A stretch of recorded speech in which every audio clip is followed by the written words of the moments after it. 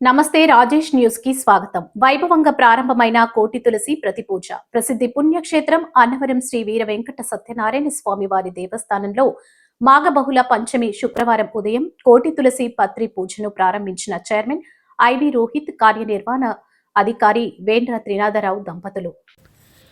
నేటి నుంచి ఇదే మాసం 15వ తేదీ మాఘబహుళ త్రయోదశి ఆదివారం వరకు ప్రతిరోజు నిరవధికంగా ఈ కోటి తులసి పత్రి పూజను నిర్వహిస్తారు.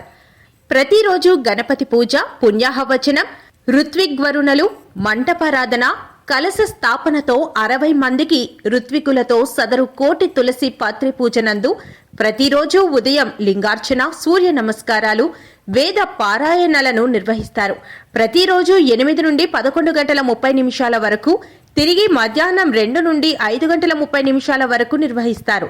అనంతరం రాత్రి 7 గంటల నుండి మహానివేదన, నీరాజన మంత్ర పుష్పములు, కైవారములు, చతుర్వేద స్వస్తి, ప్రసాద వితరణ, కోటి తులసి పూజ జరుగు ప్రదేశంలో జరుగుతాయి.